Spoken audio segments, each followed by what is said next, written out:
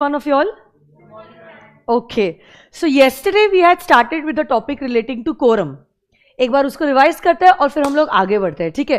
What is quorum? Quorum is nothing but it is the minimum number of members who are required to be present in a meeting for a valid meeting to start. बराबर या नहीं? What is a quorum for a private company? बोलो. 2 members personally present. And what is the quorum in case of a public company? Slab wise, yes. So it is 5, 15 and 30. If the number of members is up to 1000, quorum क्या है? 5. If the number of members is more than 1000, up to 5000, the quorum will be 15. और more than 5000 रहा तो quorum क्या रहेगा? 30. अच्छा, सिर्फ members personally present count होते हैं for quorum purpose. और quorum कब check करते हैं? Within the first half an hour of the meeting. अगर कोरम प्रेजेंट नहीं है तो मीटिंग का क्या स्टेटस होगा? The meeting will be adjourn. But if it is a meeting called by the members and quorum is not present, then what will happen? The meeting shall stand cancelled. Yes और no guys? Yes. अब हम लोग देखने वाले हैं the next concept. अच्छा, अजर्न meeting में भी कोरम नहीं आया. हाँ, मीटिंग होगी और जितने मेंबर्स आए क्या उन्हीं को कोरम कंसिडर किया जाएगा? अरे हाँ है ना? Very good. Now today firstly we will be doing section number 105 which is relating to proxy. What is it relating to? Proxy. Let's check it out. Come on guys. Proxy. देखो, बहुत बार ऐसा होता है मेंबर को personally meeting attend करना possible नहीं होता है, ठीक है? ऐसे केस में हम क्या करते हैं? मेंबर अपने रिप्रेजेंटेटिव को भेजता है टू द मीटिंग. ओके, अब ये तो पर्सन मेंबर खुद नहीं है, ये तो उसका दोस्त है, रिलेटिव है, जान पहचान वाला बंदा है. अब ऐसे केस में मेंबर तो नहीं है ना, और इसीलिए हम इस पर्सन को कोरम के लिए काउंट नहीं कर सकते, क्योंकि कोरम में तो वही लोग काउंट होते हैं जो मेंबर्स पर्सनली प्रेजेंट है. But a proxy is not a member personally present. He is like the agent. जैसे कि से फॉर एग्जाम्पल मेरे पास इन्फोसिस के कुछ शेयर्स हैं. अब इन्फोसिस की मीटिंग आने वाली है, बट अब मैं तो मीटिंग अटेंड नहीं कर सकती because of the busy routine. निश्चय बैच, संकल्प batch, foundation batch, inter batch. अब ऐसे केस में मैं क्या करती हूँ? से फॉर एग्जाम्पल मैं अपने भाई को भेज देती हूँ to attend the meeting, to vote in the meeting. एक ही मिनट, शायद कैमरा बंद हो गया. बंद हो गया ना कैमरा? शुरू हो गया वापस?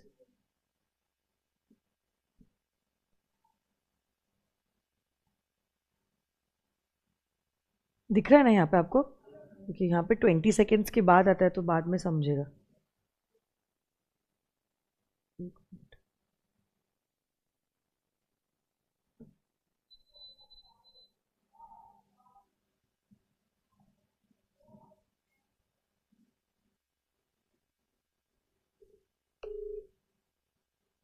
हाँ, ठीक है, हो गया, शुरू हो गया. हाँ, तो हम क्या कर रहे थे कि मुझे तो मीटिंग अटेंड करना पॉसिबल नहीं है, और क्योंकि मुझे मीटिंग अटेंड करना पॉसिबल नहीं है, I sent my brother in the meeting. Now he is voting on my behalf. वापस बंद हुआ क्या?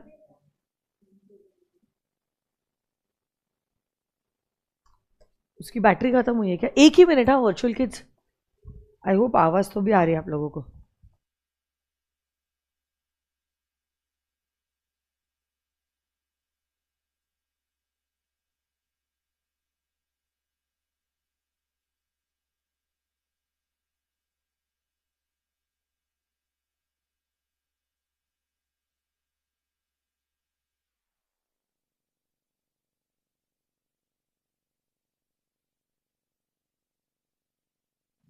Mic check.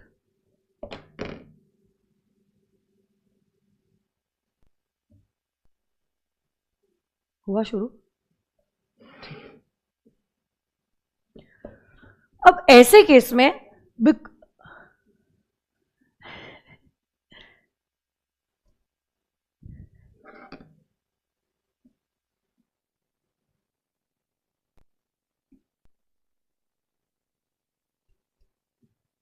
क्या सेटिंग में प्रॉब्लम है वो करेक्ट कर ले तूने, तो वापस बंद होगा कैमरा. इधर ही रुक तूने तो, हाँ. So now on my behalf, my brother is going in the meeting and he is voting on my behalf. अब ऐसे केस में my brother is not a member personally present, क्योंकि member तो कौन है, मैं हूं. But now he is a kind of my agent. Okay, and because he is not a member personally present, he will not be counted for quorum purpose. तो legal language में मेरे भाई को बोलेगे क्या, उनको कहते हैं एज अ प्रॉक्सी. क्या कहते हैं, प्रॉक्सी. जैसे कॉलेज में आप किसी की प्रॉक्सी लगाते हो, वैसे यहां पे भी ऐसा ही है. आप खुद प्रेजेंट नहीं हो, आप किसी और को भेज देते हो आपके बिहाफ पे मीटिंग अटेंड करने के लिए. यही पर्सन को कहते हैं as a proxy. But a proxy is not a member personally present, hence he can not be counted for quorum purpose. In fact proxy जो होता है ना, he can not even vote by show of hands. He can not vote by show of hands. आप imagine कीजिए, मैंने मेरे भाई को प्रॉक्सी की तरह अपॉइंट किया, से स्वप्निल सर ने भी मेरे भाई को प्रॉक्सी की तरह अपॉइंट किया, मेरे मॉम डैड ने भी मेरे भाई को प्रॉक्सी की तरह अपॉइंट किया, मेरे भाभी ने भी मेरे भाई को प्रॉक्सी की तरह अपॉइंट किया. क्योंकि एक पर्सन जो है ना 50 लोगों के बिहाफ पे प्रॉक्सी बन सकता है. आप सोचो मेरा भाई अकेला गया है, बट वो जो गया है ना, मेरा एजेंट बन के गया है, स्वप्निल सर का मतलब अपने जीजू का एजेंट बन के गया है, भाभी का मतलब उसकी बीवी का एजेंट बन के गया है, मम्मी पापा का एजेंट बन के गया. अब आप सोचो, से फॉर एग्जाम्पल कोई रेजोल्यूशन मीटिंग में डाला गया है कि क्या हम मिस्टर ए को ऑडिटर के तरह अपॉइंट करें, हाँ या ना. आप सोचो मेरा अकेला भाई इतने लोगों का एजेंट है और वोटिंग हो रही है बाय शो ऑफ हैंड्स. मेरा भाई कैसे वोट करेगा, हाँ ना ऐसे ही करते रहेगा वो. क्या ये पॉसिबल है? Physically it's not possible to do that, because बंदा तो एक ही है. कितनी बार वो हाथ ऊपर करेगा, कितने बिहाफ के लिए करेगा. अभी ये तो 4-5 ही लोग थे, सपोज 50 लोगों का अगर प्रॉक्सी होता तो इसी में मीटिंग खत्म हो जाती. और इसलिए स्ट्रेट अवे हमने कह दिया है, एक्ट में लिख दिया है, सेक्शन 105 ही कहता है प्रॉक्सी ना शो ऑफ हैंड से वोट नहीं कर सकता है. वोट अगर करना भी है, he should demand a poll and vote by way of a poll. So yes, he can vote but he can vote only by poll. पोल में क्या होता है, आपने कभी केबीसी देखा है, ऑडियंस पोल. कौन बनेगा करोड़पति, हाँ तो रिएक्ट करो ना, ऐसे देख लो जैसे कि मैं पता नहीं चाइनीज में ही बात कर रही हूं आप लोगों से. सो सुनना,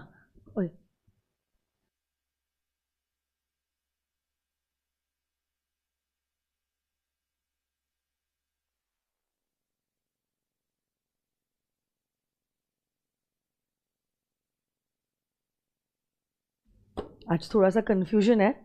आज प्री रिजल्ट बैच भी चालू हो रही है, जिन्होंने अभी फाउंडेशन दिया है ना, तो उनकी प्री रिजल्ट बैच चालू हो रही है. और हर्षद सर का कुछ कारण के वजह से लेक्चर नहीं हो पाया था और क्लासरूम भी शिफ्ट हुई है, तो बच्चे थोड़े से कंफ्यूज है. मैं भी खुद ही कंफ्यूज थी, पहले मैं नीचे वाली क्लासरूम में गई and then I came up. तो थोड़ा सा भी आज सेटल होने के लिए टाइम लग जाएगा. कल से everything will be on track. तो सुनो ना, a proxy is not counted for quorum purpose. He cannot vote by show of hands, but he can demand for a poll and he can vote by way of a poll. तो वही मैं कह रही थी कि कौन बनेगा करोड़पति में कैसे ऑडियंस का पोल होता है, वैसे ही एक्चुअली मीटिंग में भी क्या होता है, आपका रेजोल्यूशन रखा जाता है सारे मेंबर्स के सामने और फिर मेंबर्स हाँ या ना में जवाब देते हैं. ओके, तो आप अगर प्रॉक्सी हो किसी के, you can vote by way of a poll, क्योंकि वो तो क्या है, इवेंचुअली एक सिस्टम ही है. तो सिस्टम में फीड किया जाएगा कि आप कितने लोगों के प्रॉक्सी हो और वो लोग कितने शेयर्स होल्ड करते हैं, और उसके हिसाब से क्या होगा, आप वोट करोगे. हो सकता है मेरा फेवर में है, सर का अगेंस्ट है, तो यू कैन डू दैट. मतलब my brother can do that because eventually it's a system. तो मेरे नाम के आगे वो फेवर पे टिक करेगा, सर के नाम के आगे वो अगेंस्ट में टिक करेगा, वोट करेगा. उसका जो भी है, मम्मी पापा का, भाभी का जो भी है, रिस्पेक्टिवली वो वोट जो है वो कर सकता है.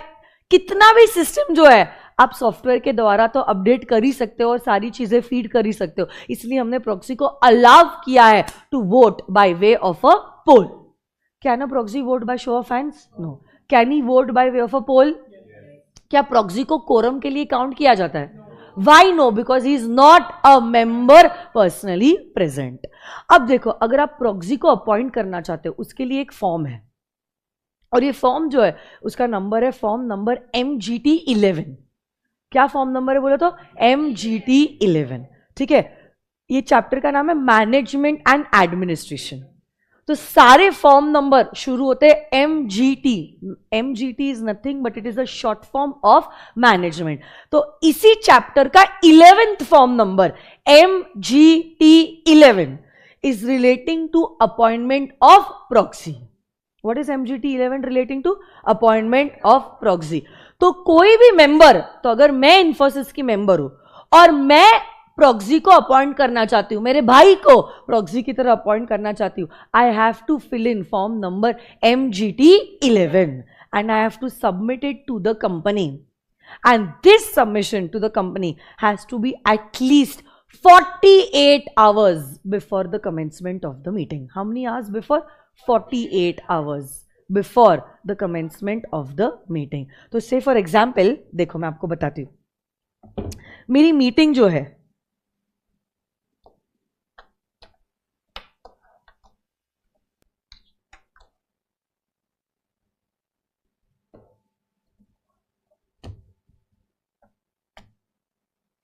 so say my meeting is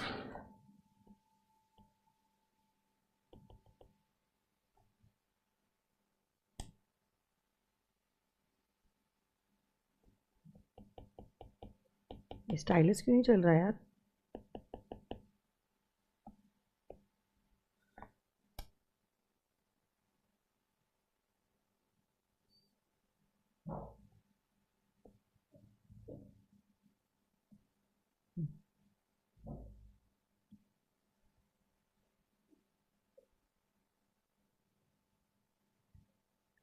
से मेरी मीटिंग जो है एग्जाम्पल पर्पज के लिए 31 मार्च को फाइनेंशियल ईयर क्लोज होता है, बुक्स ऑफ अकाउंट सबके बने, balance sheet, profit and loss account audit हो गया, और मेरी मीटिंग जो है से 5 अगस्त को शेड्यूल की गई है.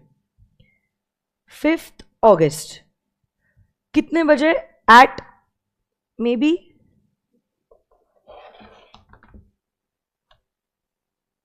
से 11 AM इन द मॉर्निंग.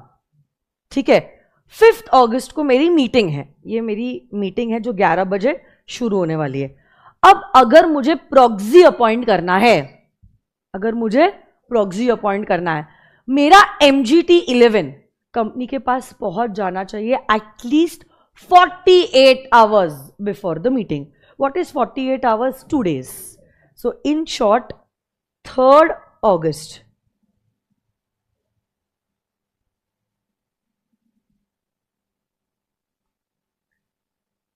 11 बजे के पहले मेरा जो MGT11 है वो पहुंच जाना चाहिए. This is the limit. उसके बाद अगर आपका प्रॉक्सी फॉर्म सबमिट होता है तो अपॉइंटमेंट ऑफ प्रॉक्सी को वैलिड कंसिडर नहीं किया जाएगा. तो अगर मुझे सबमिट करना भी है, I have to make it sure कि मेरा जो MGT11 है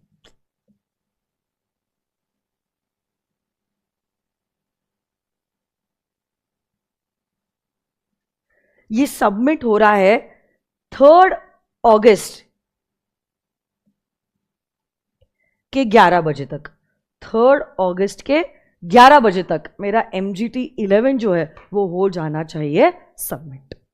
उसके बाद अगर आप MGT11 सबमिट करते हो तो such submission is not going to be considered as a valid submission. तो बताओ मुझे, प्रॉक्सी क्या वोट कर सकता है by show of hands? Can he demand for a poll? Yes. Can he vote by way of a poll? Is he counted for quorum purpose? Proxy को अगर आपको अपॉइंट करना है, फॉर्म नंबर बताओ, MGT11. ये कंपनी के पास कितने समय तक पहुंच जाना चाहिए? 48 hours before the commencement of the meeting. उसके बाद अगर प्रॉक्सी फॉर्म आता है तो ये proxy form valid proxy form नहीं होगा. यस और नो गाइस? ओके. उसके साथ साथ सुनो ना मेरी बात. अब मैंने मेरे भाई को तो अपॉइंट कर दिया एज अ प्रॉक्सी, बट इत्तेफाक से ऐसा हो गया, जिस दिन मीटिंग थी ना 5 अगस्त को, उस दिन मेरी सारी क्लासेस कैंसिल हो गई। तो अब मुझे पॉसिबल था मीटिंग अटेंड करना, और क्योंकि मीटिंग अटेंड करना पॉसिबल था, मैं खुद मीटिंग अटेंड करने चली गई। मेरा भाई भी गया, मैं भी गई, उसने भी वोट किया, मैंने भी वोट किया। किसका वोट वैलिड होगा, मेरा या भाई का? मेरा। मेरा क्यों? क्योंकि मैं पर्सनली प्रेजेंट हूं। भाई का होना चाहिए ना, क्योंकि मैंने प्रॉक्सी अपॉइंट किया है।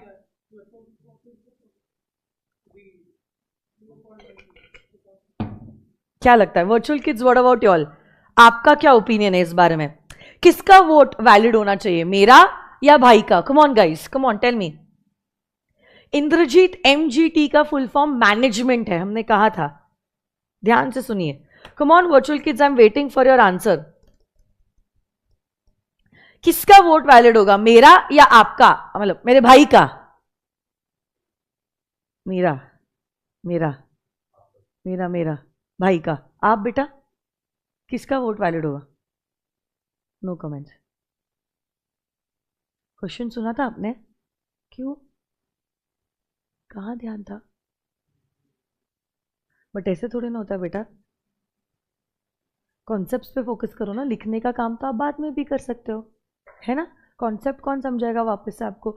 तो वर्चुअल किड्स में भी मैम मेंबर का, आपका मेंबर का, मैम आपका मेंबर, आपका मेंबर, क्योंकि वो पर्सनली प्रेजेंट है, आपका आपका। ओके, वर्चुअल किड्स में भी एवरीवन जिन्होंने रिप्लाई किया उन्होंने कहा है कि मेरा ही वोट वैलिड है, and I am so happy, majority of you all are correct. Why? Don't be disappointed, it's okay. यहाँ पे गलत किया चलेगा, एग्जामिनेशन में गलत नहीं करना है ना। तो देखो सुनो, मैंने क्या कहा था, प्रिंसिपल और एजेंट जैसा रिलेशनशिप होता है मेंबर का और उसके प्रॉक्सी का। अब देखो, जब प्रिंसिपल को कोई काम करने नहीं जमता है, प्रिंसिपल क्या करता है, एजेंट को अपॉइंट करता है, बराबर? और एजेंट प्रिंसिपल के बिहाफ पे वो काम करता है। बट देखो, अगर प्रिंसिपल खुद ही वो काम कर लेता है तो एजेंट की जरूरत ही नहीं है, और अगर प्रिंसिपल खुद काम कर लेता है then it acts as an automatic revocation of the appointment of the agent. Agent के अपॉइंटमेंट का रेवोकेशन हो जाता है, एजेंट के अपॉइंटमेंट का रेवोकेशन हो जाता है, and that is why the vote of the member is going to be considered as a valid vote. आप एजेंट को अपॉइंट ही इसीलिए करते हो क्योंकि आपको खुद वो काम करना पॉसिबल नहीं है। बट अगर आप खुद वो काम कर लेते हो तो एजेंट का अपॉइंटमेंट हो जाता है रिवोक, एजेंट का अपॉइंटमेंट हो जाता है revoke. No, it's an automatic revocation. As soon as the member comes by operation of law, it's an automatic revocation of the appointment of the proxy. ठीक है? अच्छा, वैसे ही और एक एग्जाम्पल, तो देखो, between the member and the proxy किसका vote valid होगा? मेंबर का वोट। किसका वोट वैलिड होगा? मेंबर का वोट जो होगा वैलिड होगा। ठीक है? और एक एग्जाम्पल में लेते हैं। देखो, मैंने मेरे भाई को अपॉइंट किया एज प्रॉक्सी। अब से मैंने अपॉइंट किया, उसी शाम को मेरा और मेरे भाई का झगड़ा हो गया। ठीक है? तो गुस्से में मैंने क्या किया, अगले दिन मैंने मेरी कजन सिस्टर को अपॉइंट कर दिया प्रॉक्सी की तरह। अगले दिन, पहले दिन किसको अपॉइंट किया था? भाई को, क्योंकि मेरे और मेरे भाई का झगड़ा हो गया, टॉम एंड जेरी होते ही रहता है। तब गुस्से में मैंने क्या कर दिया, अगले दिन मेरी कजन सिस्टर को अपॉइंट कर दिया एज द प्रॉक्सी। अब मीटिंग में तो भाई भी गया, बहन भी गई, भाई ने भी वोट कर दिया, बहन ने भी वोट कर दिया। किसका वोट वैलिड होगा?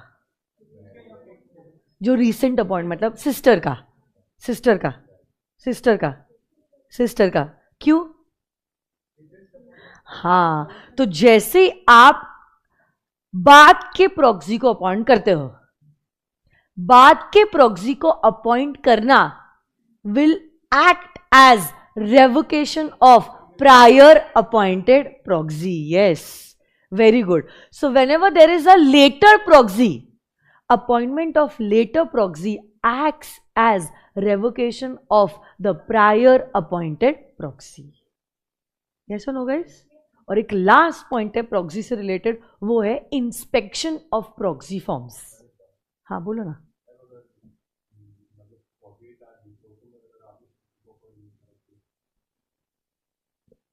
आप ही बता, प्रॉक्सी का अपॉइंटमेंट कब वैलिड होता है? ओनली इफ इट इज, अगर आपने वो 48 आवर्स के क्राइटेरिया को फुलफिल नहीं किया तो अपॉइंटमेंट ही वैलिड नहीं है। हाँ तो वही उसी का जवाब दे रही हूँ।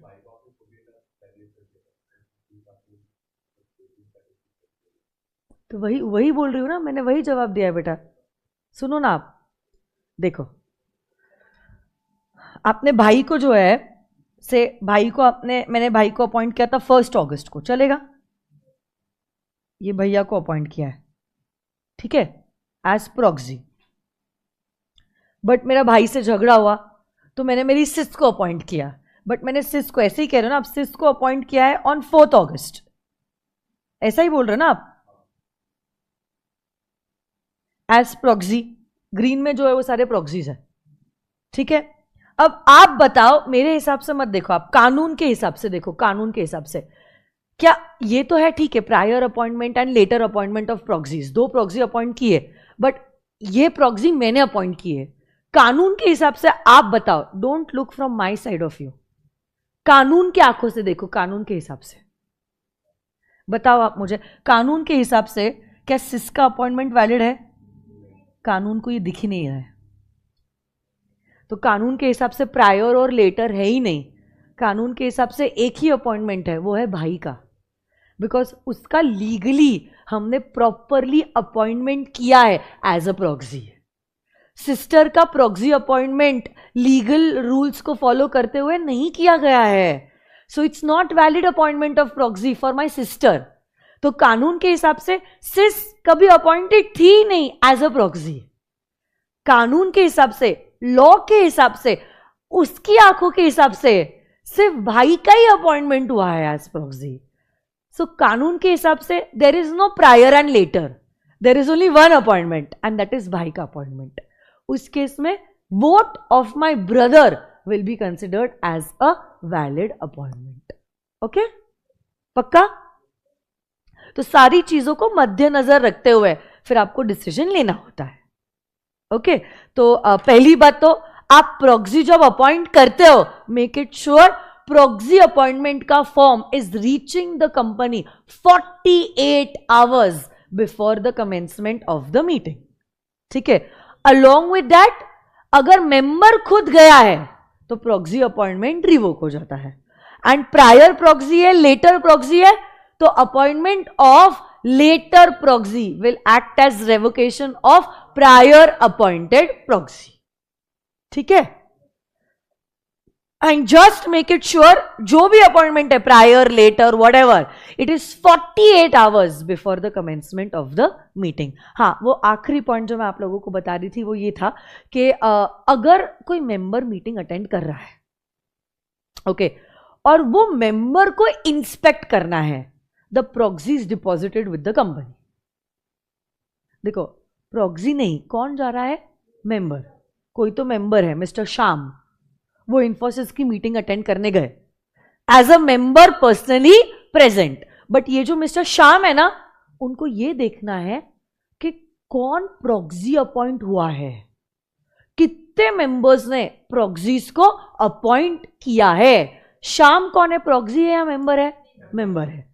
श्याम इन्फोसिस की मीटिंग में जा रहे हैं, वो भी पर्सनली जा रहे हैं, और उनको चेक करना है इन्फोसिस के जो इतने सारे मेंबर्स हैं ना, इन मेंबर्स ने कौन पर्सनली आ रहा है और कौन प्रॉक्सी अपॉइंट कर रहा है। He wants to inspect the proxies deposited with the company.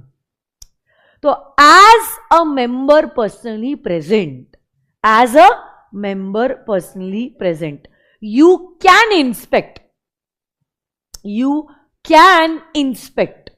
you can inspect the proxies deposited. But अगर आपको proxies deposited इंस्पेक्ट करने हैं, आप कर तो सकते हो, आपका राइट है, क्योंकि आप मेंबर हो, आप मालिक हो, आप कंपनी के ओनर हो, आप कर तो सकते हो inspection, but for that you require to give a 3 days prior notice. आपको देना पड़ता है एक notice which is a 3 days prior notice. ठीक है, तो मीटिंग शुरू होने के पहले 3 दिन पहले तक आप नोटिस दे सकते हो। नोटिस देने से आपको राइट मिल जाएगा। क्या राइट मिल जाएगा? प्रॉक्सीज जो डिपॉजिट हुए हैं ना उसको इंस्पेक्ट करने का। बट इंस्पेक्शन आप कब से शुरू कर सकते हो? इंस्पेक्शन आप शुरू कर सकते हो मीटिंग के 24 आवर्स पहले से। इंस्पेक्शन कब से शुरू कर सकते हो? मीटिंग के 24 आवर्स पहले से up to the conclusion of the meeting. Meeting होने के बाद क्या ही चेक करोगे कौन प्रॉक्सी है? अब तो झाला। तो इसलिए मीटिंग होने के 24 घंटे पहले से आप जब चाहो मतलब ऑब्वियसली रीजनेबल टाइम, ऐसा नहीं रात के 12 बजे सुबह के 5 बजे आ गए बस, हे डायरेक्टर मैं मालिक हूं मेरे को दे प्रॉक्सीज, ऐसा नहीं। रीजनेबल टाइम पे आप आ जाओ मीटिंग के 24 घंटे पहले। तो से फॉर एग्जाम्पल अगर मीटिंग देखो ना 5 अगस्त को 11 बजे मीटिंग है ना, मैं क्या कर सकती हूँ? मैं सोच सकती हूँ I will come at around 9 o'clock in the morning 5 अगस्त को। 3 दिन पहले मैंने नोटिस दे दिया है, नोटिस तो मिल गया है। तो नोटिस देने की वजह से मेरे को राइट मिल गया है प्रॉक्सीज को इंस्पेक्ट करने का। बट अब मैं क्या कर रही हूं? मैं सोच रही हूं मैं क्या करती हूं, 11 बजे की अगर मीटिंग है ना, मैं 9 बजे पहुंच जाती हूं और 9 बजे I will get the proxies, I will inspect them और उसके बाद फिर मैं 11 बजे मीटिंग अटेंड कर सकती हूं। ऐसा मेंबर कर सकता है। ऐसा नहीं है कि अगली रात शाम आ गए थे, 4 अगस्त को ही रात को आ गए थे, सोचे थे चलो नींद नहीं आ रही है, नया शहर है, शहर भी एक्सप्लोर कर लेंगे, प्रॉक्सीज भी इंस्पेक्ट कर लेंगे, घूमते फिरते खाते पीते रात के 1 बजे पहुंच गए ऑफिस में, खटखटा रहे दरवाजा, प्रॉक्सीज डिपॉजिटेड इंस्पेक्ट करना है, प्रॉक्सी डिपॉजिटेड इंस्पेक्ट करना है, मिलेगा क्या? नहीं। दो दैट रात के 1 बजे 24 hours before the meeting, but ऐसा नहीं होता है। 24 आवर्स में भी you have to inspect only during the reasonable business hours. अपने मन चाहे समय पे आप ऑफिस में नहीं पहुंच सकते। ठीक है, तो बताओ इंस्पेक्शन के लिए क्या नोटिस देना जरूरी है? कितने दिन prior notice? 3 days prior notice. कितने days prior notice? 3 days prior notice. And along with that notice के साथ साथ और एक चीज मेरे को बताओ, आप इंस्पेक्शन कब से शुरू कर सकते हो? 24 hours before the date, before the commencement of the meeting, and this inspection can be carried out up till the conclusion of the meeting। हाँ या ना? 2 छोटे छोटे सेक्शंस है, वो भी हम करने वाले हैं और 104 भी करने वाले हैं। ठीक है, रिप्रेजेंटेटिव्स का है। किसका है? 112 एंड 113 2 सेक्शंस है रिप्रेजेंटेटिव। मैं बताती हूँ चार्ट बुक में कहां पर है, कौन सा चार्ट नंबर होगा बेटा? 7.5 चार्ट नंबर। एक ही मिनट। आज थोड़ा सा मैं आपको होमवर्क देने वाली हूँ राइटिंग का, चलेगा ना? आज जो भी सेक्शंस हमने किए ना उसका होमवर्क दूंगी, आप लोगों को शिद्दत से होमवर्क करना पड़ेगा। ठीक है, पास होना है ना आप लोगों को? Very good.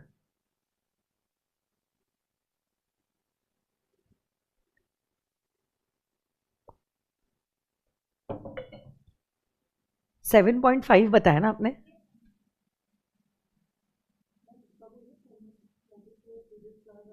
नहीं,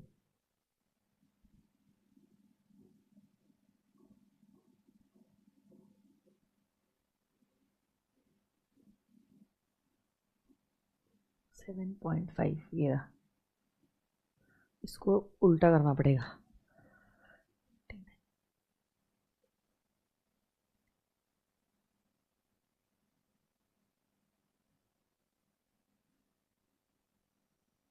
हाँ ये देखो 112 दिख रहा है आपको और 113 है ना। 112 और 113 ये 2 चार्ट्स है।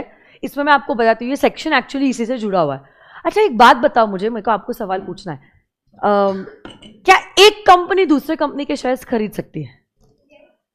एक कंपनी जो होती है, is it a separate person in the eyes of law? Can it buy assets in its own name? Can it incur liabilities in its own name? तो क्या एक कंपनी दूसरे कंपनी के शेयर्स खरीद सकती है?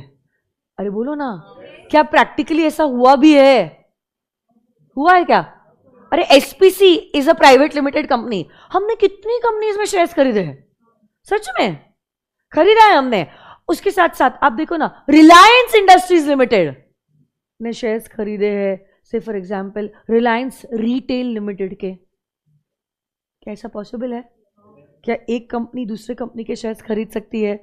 अब से फॉर एग्जाम्पल अगर एसपीसी ने एमआरएफ के शेयर्स खरीदे हैं या एसपीसी ने रिलायंस के शेयर्स खरीदे हैं, जब रिलायंस की एजीएम होगी क्या एसपीसी प्राइवेट लिमिटेड को भी नोटिस आएगी? मीटिंग कौन सी कंपनी की है? रिलायंस की। मीटिंग की नोटिस 101 में देखा था, क्या एवरी मेंबर को दी जाती है? रिलायंस का वन ऑफ द मेंबर क्या एसपीसी प्राइवेट लिमिटेड है? क्या हमको नोटिस मिलेगी रिलायंस की मीटिंग की? हमको मतलब किसको? मेको और सर को नहीं, SPC private limited. SPC private limited अलग, स्वप्निल सर अलग। एसपीसी प्राइवेट लिमिटेड अलग, अंकिता मैम अलग है, क्योंकि एसपीसी प्राइवेट लिमिटेड का एक सेपरेट स्टेटस है in the eyes of law. मेरे और आपके आंखों से नहीं, कानून के आंखों से देखो। कानून की दुनिया में ये कंपनी की एक अलग आइडेंटिटी है, और इस कंपनी ने अगर रिलायंस के शेयर्स खरीदे, ये कंपनी उसकी मेंबर है। और अगर एसपीसी रिलायंस की मेंबर है, जब नोटिस जाती है एजीएम की, सारे मेंबर्स को जाती है, जिसमें से एक नोटिस एसपीसी को भी आती है। भले ही बट कानून में तो हमने कह दिया एसपीसी की अलग आइडेंटिटी है। क्या एसपीसी चल के रिलायंस की मीटिंग में जा पाएगा? क्या एसपीसी रिलायंस की मीटिंग में वोट कर पाएगा? उसके पास क्या आपके और मेरे जैसे हाथ पैर है? हम तो नेचुरल पर्संस हैं। SPC private limited is a person but not natural, it is an artificial person. और इसी आर्टिफिशियल पर्सन के लिए कॉन्सेप्ट लाया है रिप्रेजेंटेटिव का। कौन सा कॉन्सेप्ट लाया है? तो लॉ मेकर भी जानते हैं कि ये जो आर्टिफिशियल पर्संस होते हैं, they can not go in the meeting physically. हम सिर्फ एसपीसी को महसूस कर सकते हैं, है ना? उसका ऐसा नेचुरल प्रेजेंस नहीं है आपके और मेरे जैसे, समझ रहे हो ना आप? तो वो चल के नहीं जा सकती है रिलायंस की मीटिंग में, वो वोट नहीं कर सकती है रिलायंस की मीटिंग में, और इसीलिए हमने कॉन्सेप्ट लाया है रिप्रेजेंटेटिव का। कोई भी बॉडी कॉर्पोरेट जो है, जैसे company is a body corporate, वो क्या कर सकती है अपने बिहाफ पे? LLP is also body corporate और LLP is also separate person, so LLP can also buy shares in other companies. हाँ है ना? तो अब ऐसे केस में एलएलपीज, कंपनीज खुद चल के वोट नहीं कर सकते हैं, बट वो क्या कर सकते हैं? अपने बिहाफ पे रिप्रेजेंटेटिव को अपॉइंट कर सकते हैं। तो अगर रिलायंस की नोटिस आई है हमें मीटिंग की एसपीसी प्राइवेट लिमिटेड को, तो एसपीसी प्राइवेट लिमिटेड क्या कर सकता है? सिर्फ फॉर एग्जांपल स्वप्निल सर को अपने रिप्रेजेंटेटिव की तरह अपॉइंट कर सकता है। मैं प्रॉक्सी नहीं कह रही हूं, मैं क्या कह रही हूँ? रिप्रेजेंटेटिव। और जब स्वप्निल सर रिलायंस की मीटिंग में जाएंगे ना, माना जाएगा एसपीसी चल के आ रहा है। जब स्वप्निल सर वोट करेंगे ना रिलायंस की मीटिंग में, माना जाएगा एसपीसी वोट कर रहा है, because a representative is considered as a member personally present. A representative is considered as a member personally present, and if he is considered as a member personally present, अब आप लोग बताओ virtual kids, come on, क्या representative को quorum के लिए count किया जाएगा? Very good. So the answer to the question is yes, because he is a member personally present. तो representative वाला point 113 में है, जो बात करता है representative of body corporates, but 112 है जो बात करता है even the central government and state government, they can hold shares in companies. ऐसी तो गवर्नमेंट कंपनीज भी बनती है, जैसे कि MTNL है, BSNL, कोल इंडिया लिमिटेड में सेंट्रल गवर्नमेंट का कितना स्टेक है? ऑलमोस्ट 67% स्टेक है। कोल इंडिया पता है आपको?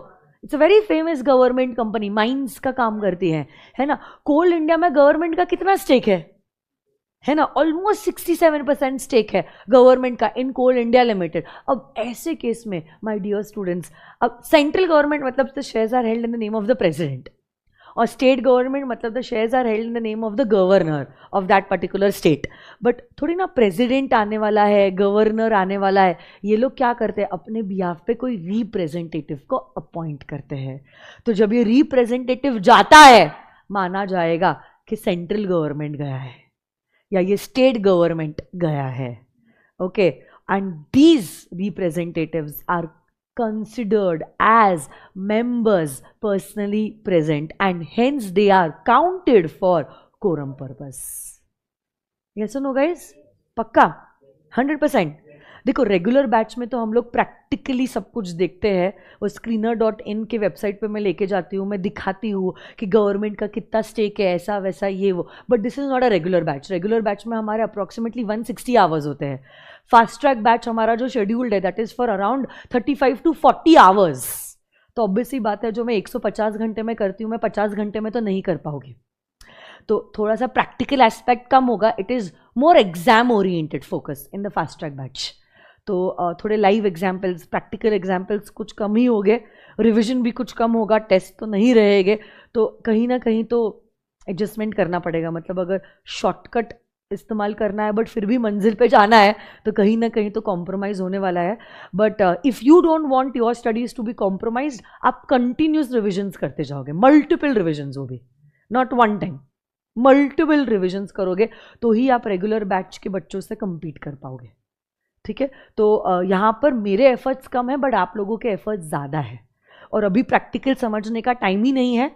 अभी हमें भाई शॉर्ट टर्म गोल मई में एग्जाम देना है और उसको क्रैक करना है, तो उसी के हिसाब से हम पढ़ाने वाले हैं. बट फिर भी बीच बीच में हल्के हल्के मैं एग्जाम्पल्स और लॉजिक्स आपको देती जाऊँगी, because I don't want you all to have only that bookish knowledge. वो अंदर से आ ही जाएगा, थोड़ी इमोशनल हो ही जाओगे मैं. ठीक है, तो वैसी वो बात है. तो देखो प्रॉक्सी का कॉन्सेप्ट यहाँ पे खत्म हो जाता है और रिप्रेजेंटेटिव का भी खत्म होता है. 105, 112, 113 ये अभी तक हमारे हुए हैं और 5 मिनट में मैं 104 चेयरमैन से रिलेटेड भी करने वाली हूँ. बट ये जो किया है एक बार रिवाइज कर लेते हैं. ये देखो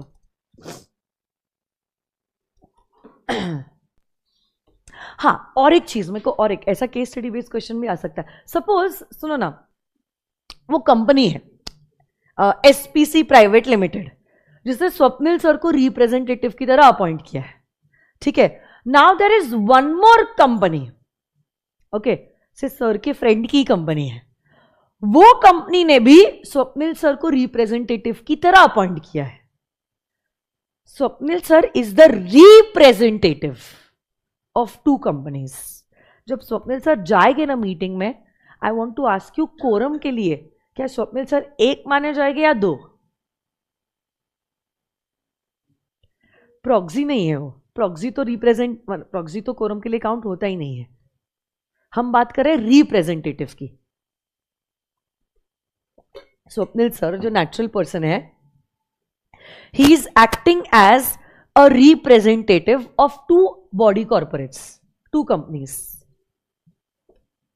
तो जब स्वप्निल सर मीटिंग में गए, मेरे को ये सवाल पूछना है आपको कि क्या वो कोरम के लिए काउंट हो गए? पहली बात तो हाँ, इसके लिए तो जवाब दो हाँ या ना. चल, कोरम के लिए तो काउंट हो गए, सही बात है. बट नाउ जब वो कोरम के लिए काउंट हो रहे हैं, क्या उनको 1 की तरह काउंट किया जाएगा या 2 की तरह काउंट किया जाएगा? 2 की तरह काउंट किया जाएगा. Very good. तो थोड़ा सा आप दिमाग लगाओगे ना, आपको जवाब आ जाएगा. 2 क्यों? Because he is representing 2 artificial persons. Sir की खुद की company SPC private limited and sir के दोस्त की company. He will be counted as 2 persons for quorum purpose. Yes और नो गाइस? ओके, एक बार रिवाइज करते हैं प्रॉक्सी रिप्रेजेंटेटिव को और 2 मिनट में हम लोग चेयरमैन खत्म करते हैं. आप लोग बताओगे, is a proxy a member personally present?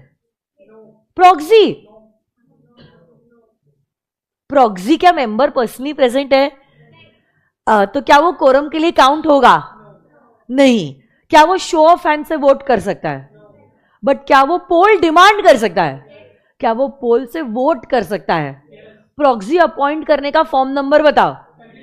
कितने घंटे पहले सबमिट हो जाना चाहिए? 48 आवर्स पहले. मेंबर भी गया, प्रॉक्सी भी गया, किसका वोट वैलिड होगा? मेंबर. क्योंकि मेंबर जैसे ही जाता है, it will act as revocation of appointment of proxy. पहला प्रॉक्सी, लेटर प्रॉक्सी, किसका वोट वैलिड है? लेटर प्रॉक्सी, क्योंकि पहला अपॉइंटमेंट रिवोक हो जाता है जैसे ही बाद वाला प्रॉक्सी अपॉइंट होता है. एज अ मेंबर अगर आप प्रॉक्सी डिपॉजिटेड इंस्पेक्ट करना चाहते हो, क्या आपको नोटिस देनी पड़ती है? कितने दिन पहले? और इंस्पेक्शन कब से शुरू कर सकते हैं? 24 hours before the commencement of the meeting, up till what time? Conclusion of the meeting. Yes और नो गाइस? रिप्रेजेंटेटिव क्या मेंबर पर्सनली प्रेजेंट है? हाँ या ना? यस. सो अगर वो पर्सनली प्रेजेंट है, क्या उसको हम कोरम के लिए काउंट करेंगे? Very good. और एक लास्ट सेक्शन है 104, जिसको हम कहते हैं the section relating to the chairman. देखो, इतने मेंबर्स आते हैं मीटिंग में, तो मीटिंग का डेकोरम मेंटेन करना जरूरी है, नहीं तो मीटिंग कम होगी, गप्पे लड़ाई झगड़े ज्यादा होंगे. तो ये जो डेकोरम मेंटेन करता है, इस पर्सन को कहते हैं एज द चेयरमैन. चेयरमैन जो चेयर होल्ड करता है, chairman. Okay. And this chairman basically presides the meeting and he makes it sure कि ये जो मीटिंग है वो प्रॉपरली कंडक्ट हो रही है या कंडक्ट नहीं हो रही है. ठीक है. एंड आर्टिकल्स में यूजुअली लिखा रहता है कि चेयरमैन कौन होता है. अगर आर्टिकल्स साइलेंट है तो फिर मेंबर्स पर्सनली प्रेजेंट अपने आप में किसी को चेयरमैन की तरह अपॉइंट कर लेते हैं. ठीक है. और चेयरमैन के पास एक पावर है जिसको कहते हैं कास्टिंग वोट. ओके. तो अगर सपोज इक्वल वोट्स हो जाते हैं, वोट्स इन फेवर और वोट्स अगेंस्ट इक्वल हो जाते हैं, तो चेयरमैन का कास्टिंग वोट लिया जाता है और उसी के हिसाब से डिसीजन लिया जाता है. But casting vote is valid only in case of ordinary resolutions. Why ordinary resolution? क्योंकि ऑर्डिनरी रेजोल्यूशन कब पास होता है? When votes in favour are greater than the votes against the resolution. ठीक है.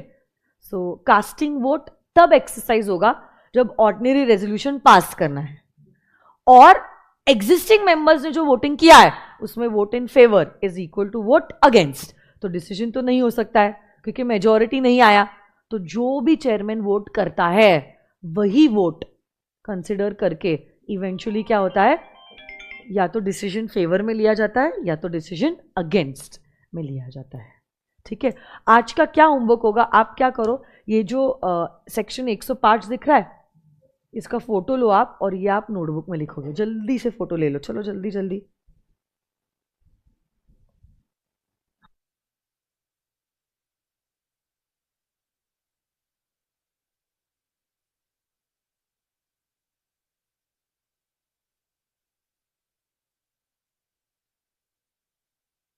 आपने ले लिया ये पांचों भी पॉइंट्स का फोटो?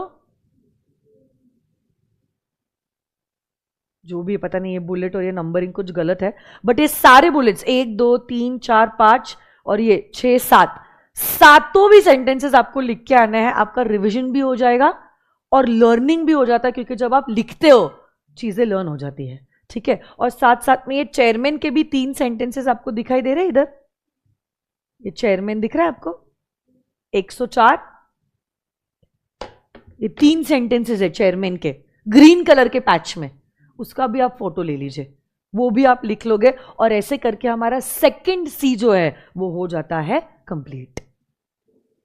और ये जो लास्ट पॉइंट है ना इधर वाला, ये representative is a member personally present and will be counted for quorum purpose. वहां पे आप ब्रैकेट में लिख लेना सेक्शन नंबर 112 और 113. तो आज हमारे 4 सेक्शंस हुए बैक टू बैक, 104 105 112 113, है ना. चलो ठीक है, आज के लिए बस इतना ही. धन्यवाद, कल मिलते हैं. Thank you so much, bye bye. आप लोगों की क्लास अभी नीचे है, इसके नीचे के नीचे फर्स्ट फ्लोर.